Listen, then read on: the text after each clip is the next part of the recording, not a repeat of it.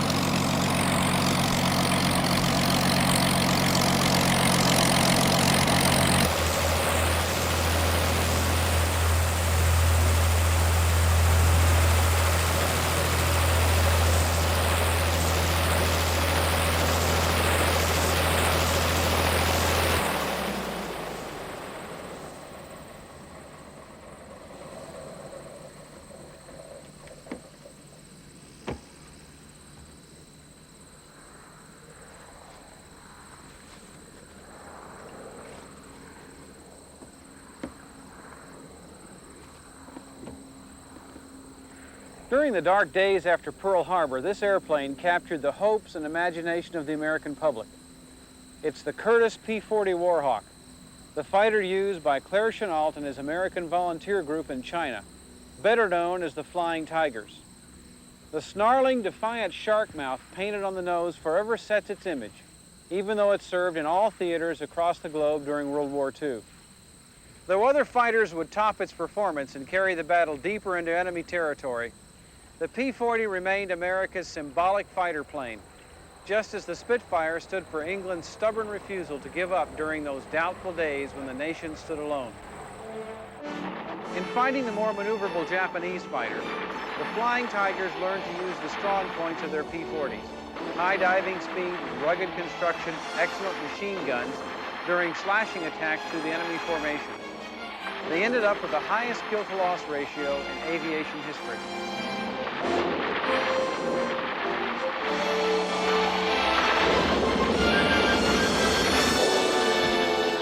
The rich history behind the P-40 took on an added dimension when, thanks to Bill Anderson and the National Warplane Museum in Geneseo, New York, I got to fly it.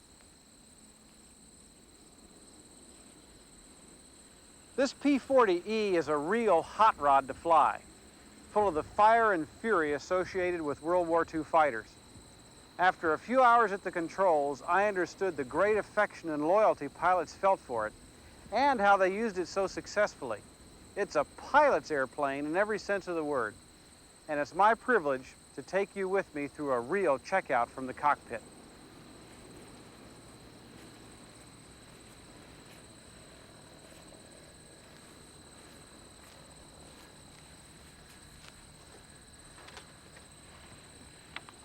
As with all other World War II fighters, the two essentials to flying one remain the same: mastery of the AT-6 trainer and the pilot's handbook. This is particularly true of the P-40, since it's difficult to handle on the ground, more so than most wartime fighters, and it has a host of antique 1930s systems that are quite complex to operate.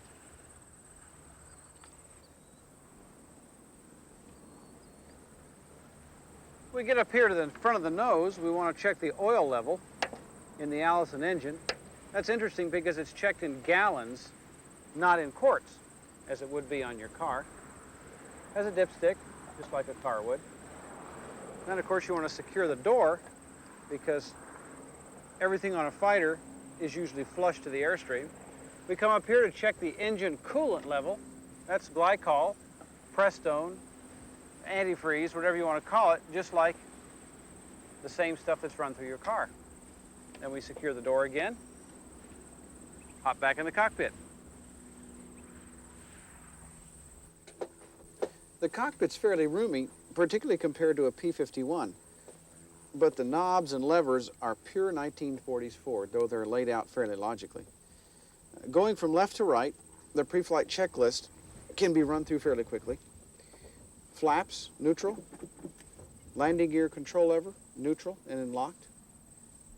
Rudder trim, 3 degrees right to overcome some of the engine torque on takeoff.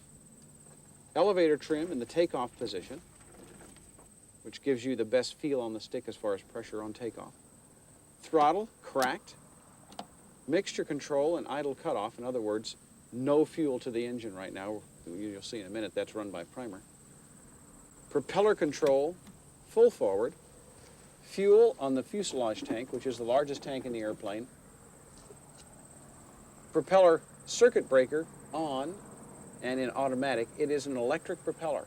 So it runs by a little electric motor and brushes, and you set them here. Aileron trim is an electric switch set in the neutral position. Carburetor air control in cold. The radiator shutters or flaps full open for maximum cooling on the ground. Just like the radiator in your car, you want all the air you can going through it. Manual hydraulic pump handle in the manual position. It has a place for emergency as well if you need it. Emergency hydraulic handles closed, because of course we don't want to use the emergency system unless we have to. Controls free and correct. As a wartime fighter, the P-40 was equipped with 650 caliber machine guns, 3 mounted in each wing. They were charged with these hydraulic handles in the cockpit. You pull them, push them back in, and the hydraulics then cock the breeches. They are fired by the trigger in the front of the stick, just like a trigger on a gun, really. It also had the capability to carry bombs, and with this handle down here, you armed the bomb and then dropped it with another button on the stick. The guns and bombs both were aimed by the gun sight directly in front of the pilot. It had a reflector glass that put a small circle in what was called a pipper, a very small dot of light in front of the pilot, so he could lean down, aim the guns or the bomb, and then shoot or drop, as would be the case. Fairly primitive device, really. It wasn't until later in the war that they had sophisticated things like gyros to stabilize the sight. If the sight failed inside the cockpit, then there was an old-fashioned ring and bead sight, not much different than World War I, mounted right on the cowling. And you leaned over, put your eye on it, squinted one eye, and let her rip. About as primitive as you can get. If you could shoot good skeet, you could probably be a pretty good gunner in an airplane. Starting the P-40 involves just the right amount of prime.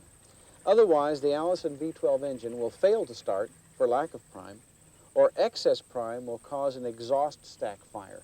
In other words, too much fuel gets in the system, it's raw fuel, it starts to burn, and the flame actually comes out of the exhaust stacks.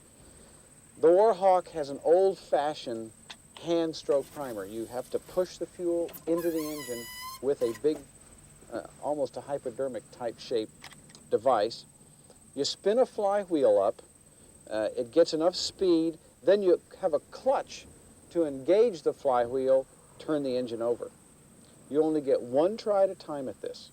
If a fire starts, you have to wait 30 seconds to spin the flywheel back up. And if the aircraft's burning in that amount of time, you're in serious trouble. And your hands are moving all over the place. You've got to get more fuel in. You've got maybe need more prime because it's not enough. You don't know if you have enough prime. It's a challenge. It's an old system. Not quite the way we are used to things today. So, we'll see how we do.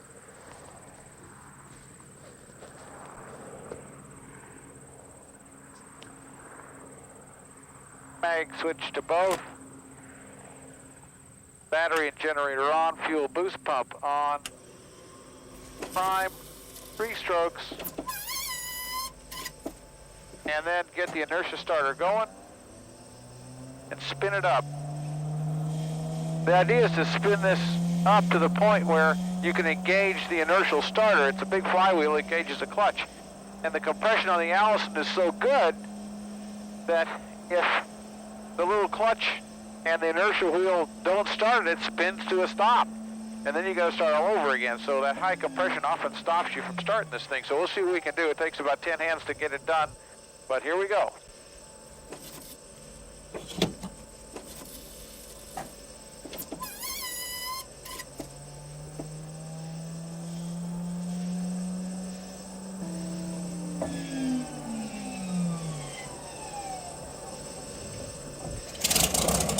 There it goes. She starts. Get that wonderful smell of burning exhaust back in the cockpit. It is a wonderful experience to have that Allison start up, bark at you. Those wonderful stacks. It doesn't sound like a Merlin P-51. Allison has its own unique sound. It's just a wonderful thing to experience that World War II smell of burnt oil and fuel and all the other things that's very hard to describe. Put the goggles down so we don't get any of this in our eyes. That was the great thing about World War II goggles. They are quite effective, and it's a wonderful thing to be able to use them again. There's not much visibility over the nose of a P-40, so you have to S-turn and look out the side panels when it goes. So we're clear, make sure we're okay.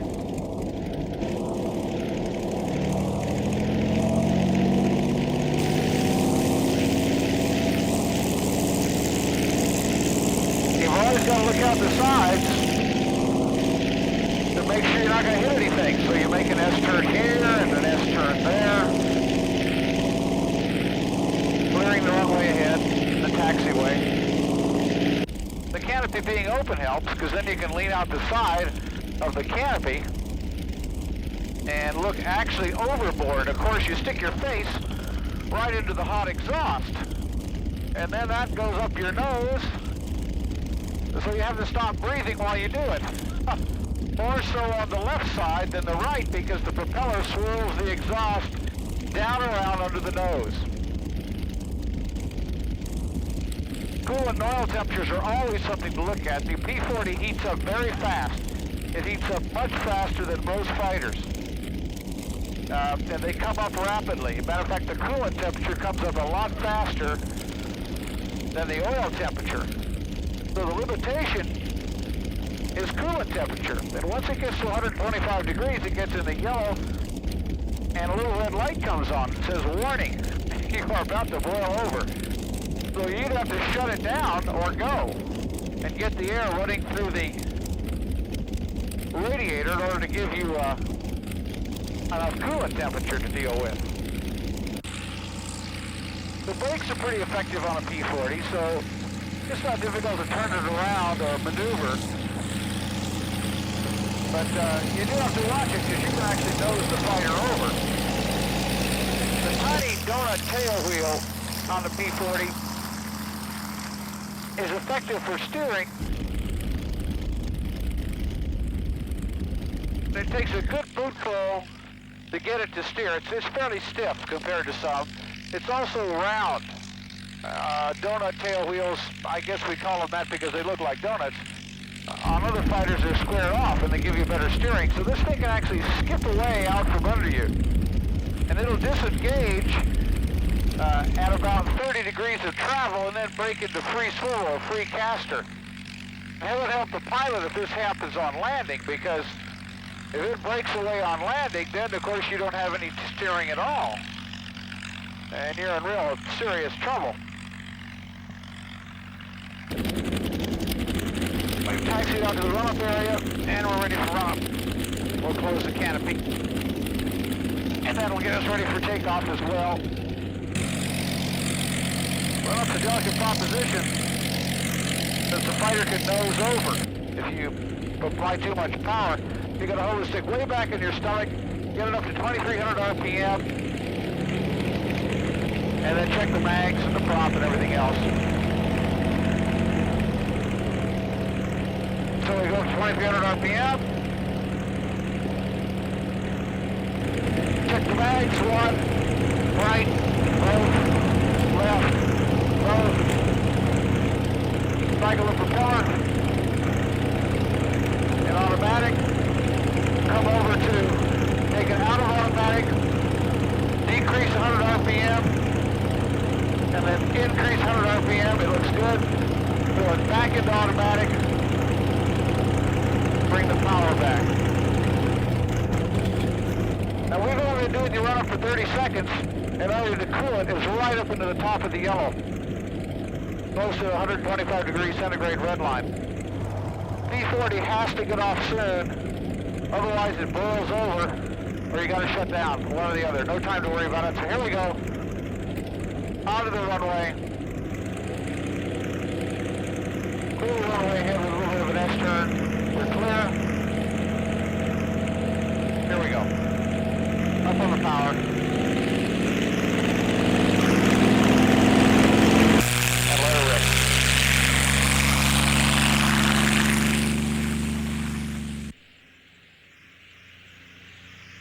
As the power comes up, you really got to put your right foot down because it's a tremendous amount of torque on this thing. Come right up to 45 inches.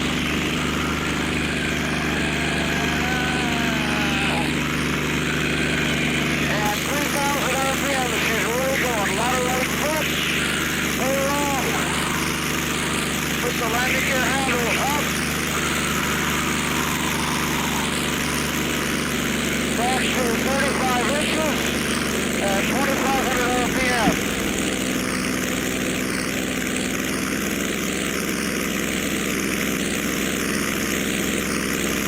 Okay, we got a hydraulic pressure light that says we have the wheels in the full-up position. Put the handle back in neutral. And test it with the hydraulic hand pump to make it feel as smooth as all smooth.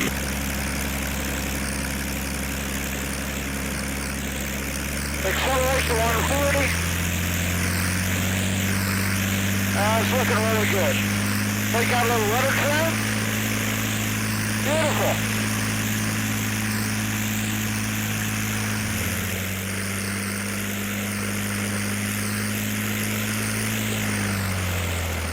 The noise is incredible in this roaring hurricane.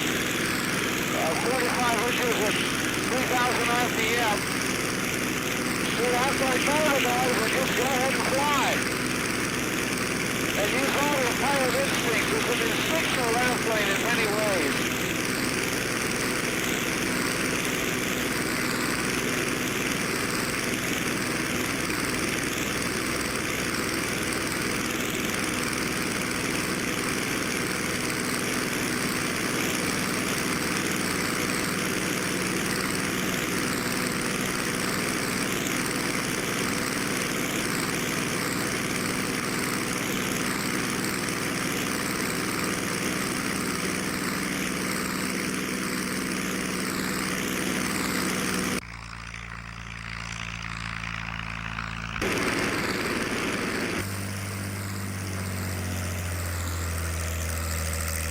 Once leveled off, with power back to 30 inches at 2,000 RPM for cruising. Airplane is very, very nicely docile to handle, and all of the roaring monster tiger by the tail problems tend to disappear. And now you can maneuver a little bit. This is a delightful handling airplane in every way. It's just wonderful. As you'll see, put the nose down, get a little speed.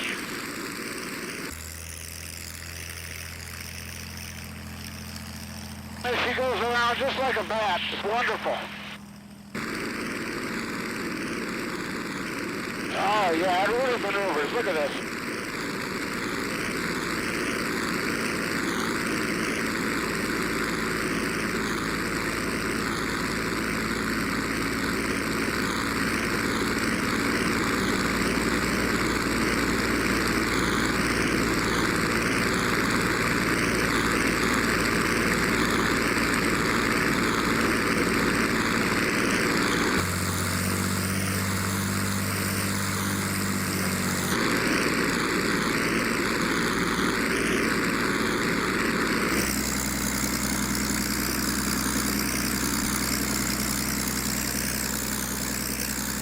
Yes, wonderfully light on the controls, which is so much unlike many other World War II airplanes that are very stiff.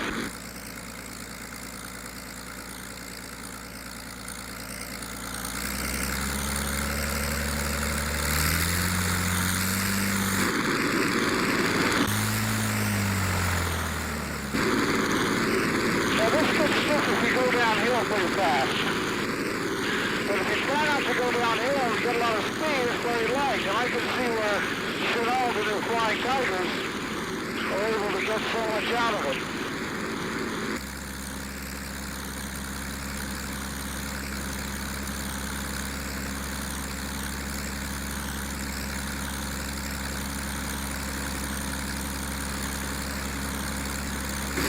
One thing the manual makes very clear is the sprint of P-40. The sprint is very violent. Okay, from me, we'll skip it.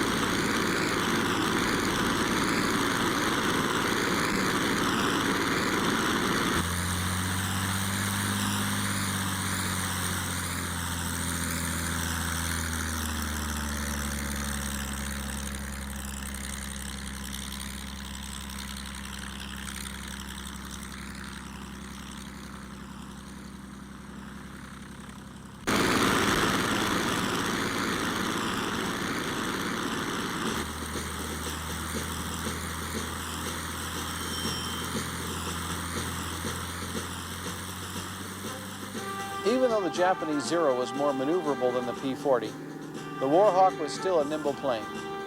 A good pilot could get the most out of it, and though technically obsolete by mid-war, it was very light on the controls and less in a steep dive.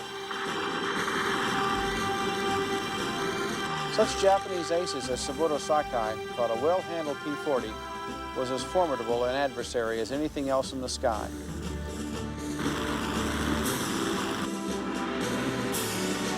Many American fighter pilots, particularly in China, preferred it over the popular Mustang, and it could still outdive anything the Japanese had. Shove the nose down, and 400 miles an hour was on the dial in short order. The drawback to all this speed was having to virtually stand on the rudder to keep the airplane going straight.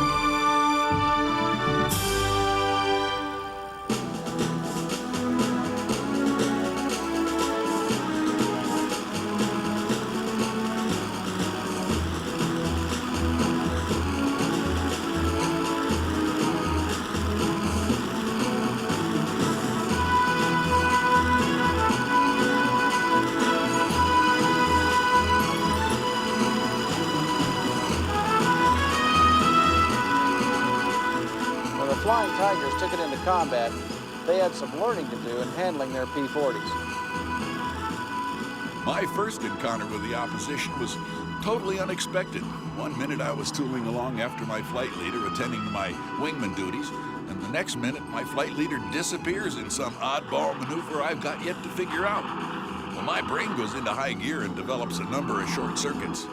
One set of neuron signals go right, another group hollers left, left, and still others scream action, anything. So what happens?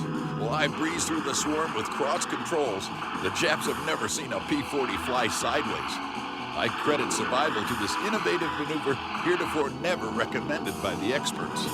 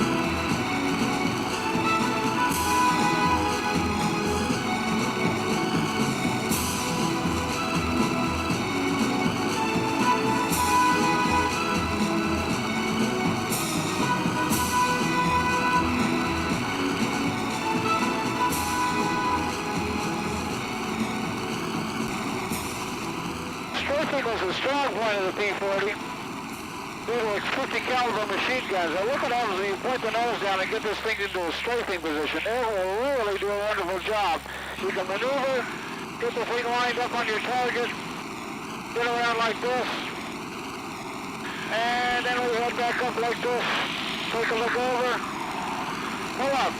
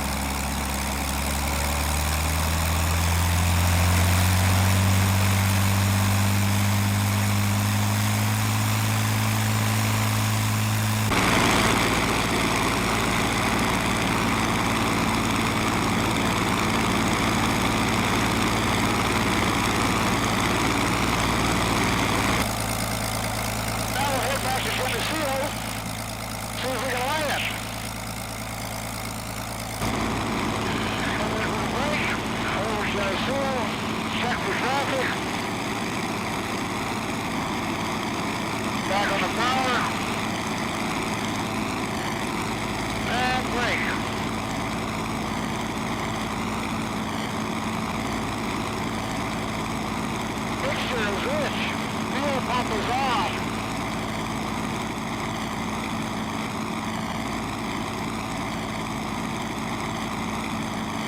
Propeller up to 2,500 RPM.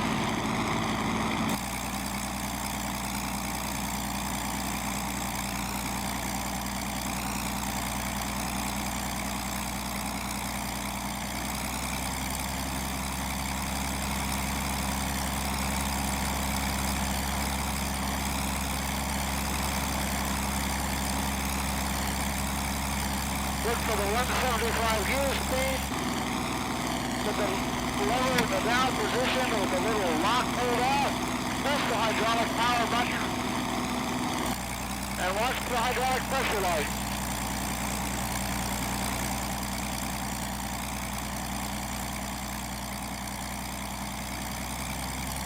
In a P-40, the ground and up locks are hydraulic pressure. They're not mechanical, so you have to wait for the hydraulic pressure to come on, give you a strong indication, and then there's a light that gives you that. Wait, and as you're going into the downwind, you check that, and you reach over and make sure that the hydraulic hand pump is stiff as a backup. If it's stiff, that means it's okay.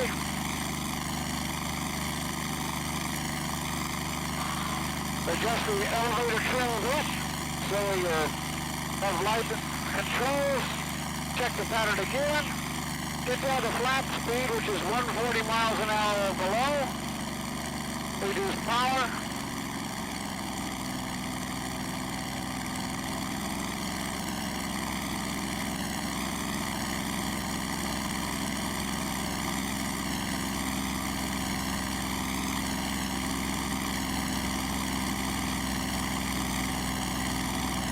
The manual specifically says do not lower flaps below 500 feet unless you want to land, because the airplane will come down like a rock, and it does. It's very impressive indeed. On the brace leg.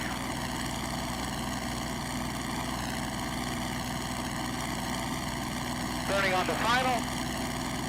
Double check gear. Fuel pumps on, mixtures rich, prop is up. And then once we're committed to landing, I'll give it full flap.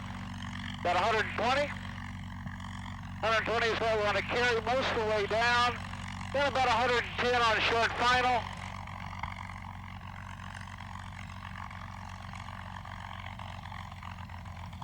And then the carburetor scoop comes up and gets in the way of the entire runway. It's an experience to line up on final and lose the entire airport. You can't see it over the nose. In this airplane, airspeed is life. You really have to carefully check the airspeed at all times. Over the fence, here we go.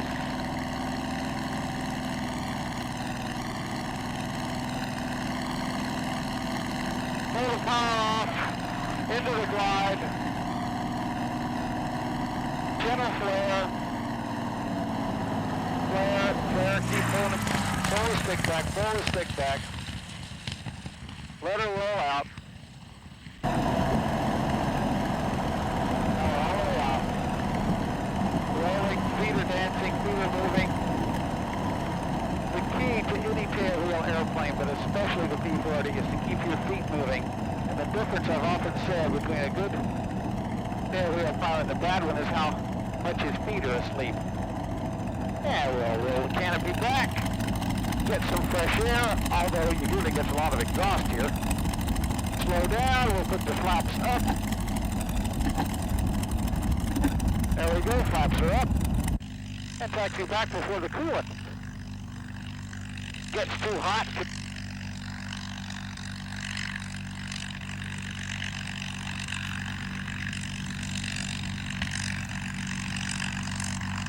Again, checking back and forth across the nose. And I love these World War II goggles. This is just great. Really, I wish I flew with goggles more often now that I've done it with this old World War II helmet.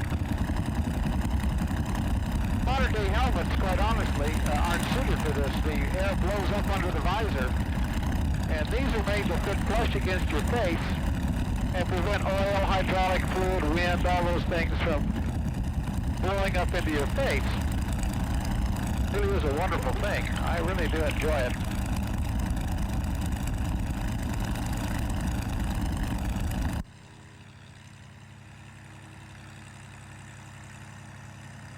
As we taxi back, make sure we get down here pretty quick so we can get the radiator facing the direction of the air, of course. To get more air through the radiator, place her back into the wind, and turn her around. So we can get the radiator facing the direction of the air, of course. To get more air through the radiator.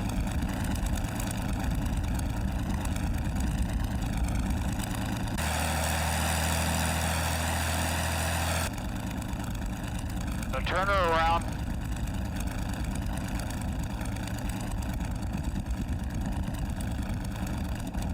Here we go.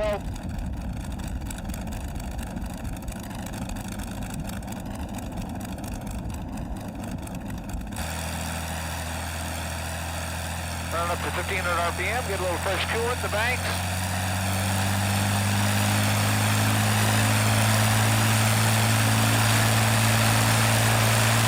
Let the temperature stabilize.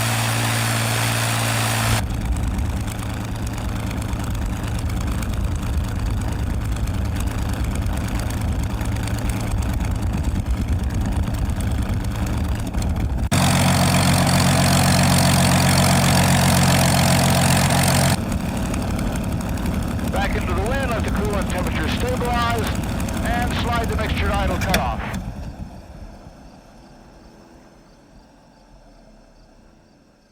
Oh, what a sound. The engine stop, battery off, fuel pump off, mags off. What a thrill. What a wonderful airplane.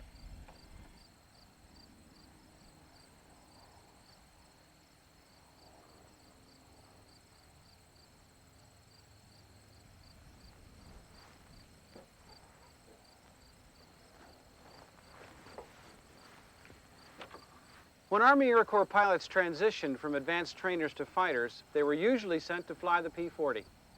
It must have been wonderfully terrifying. This is my idea of a fighter plane. The way it looks, smells, and handles.